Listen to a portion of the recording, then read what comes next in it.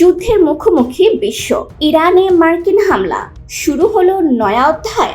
আকাশে গর্জে উঠল যুদ্ধ বিমান, ইরানের আকাশ ভেদ করে ছুটে এলো আমেরিকার স্টিলথ বোমারু, ফুটে উঠল আগুনের ফুলকি, আর পৃথিবী থমকে গেল। মার্কিন যুক্তরাষ্ট্র আক্রমণ করেছে ইরানের পারমাণবিক ঘাঁটি। মার্কিন বিমান বাহিনী ও নৌবাহিনী 3টি প্রধান পারমাণবিক স্থাপনায় হামলা চালায়, ফর্দো, নাতানজ এবং ইস্পাহান। কেন এই হামলা? ট্রাম্প সরকার জানায়, আমরা ইরানকে পারমাণবিক শক্তিতে রূপান্তরিত হতে দেব না। ইসরায়েলের আগ্রাসী অবস্থান এবং হুথি বিদ্রোহীদের সহায়তায় যুক্তরাষ্ট্র জড়িত হয় সরাসরি আক্রমণে।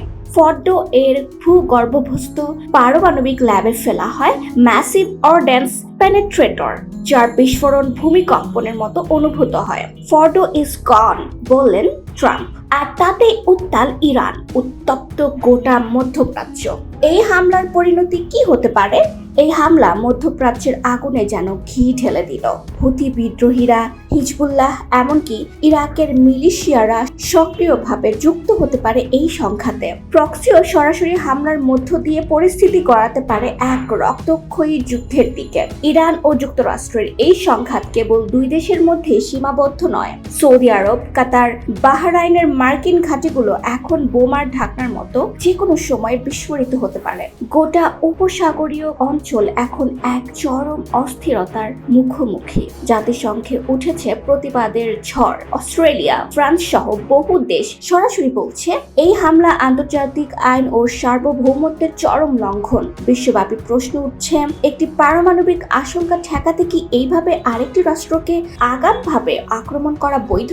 ইরান বলছে, এই হামলা আমাদের থামাতে পারবে না, আমরা প্রতিশোধ নেবই, তবে সেটা আমাদের নিয়মে, আমাদের পছন্দের সময় ও স্থানে। ইরানের পররাষ্ট্র মন্ত্রণালয় বলেছে, আমাদের বিরুদ্ধে এই আগ্রাসন শুধু রাজনৈতিক নয়, এটি আমাদের আত্মমর্যাদার উপর হামলা। প্রতিটি বিস্ফোরণের জবাব একদিন আমরা দিবই। ইরানের পারমাণবিক সংস্থা স্পষ্ট জানিয়ে দেয়, পারমাণবিক কর্মসূচি থামবে না, বরং এখন আরো দ্রুত, আরো শক্তিশালীভাবে এগিয়ে যাবে।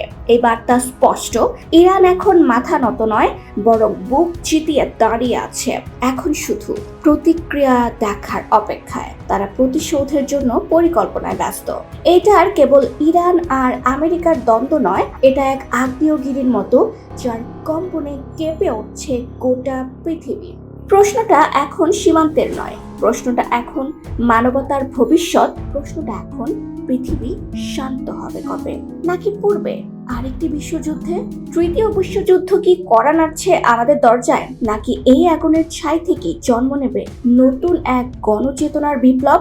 পৃথিবীর গতি এখন অন্য এক মোড়ে ঘুরছে। আপনি প্রস্তুত তো?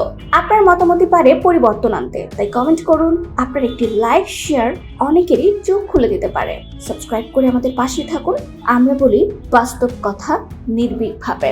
সাথে আছি আই রাইটার।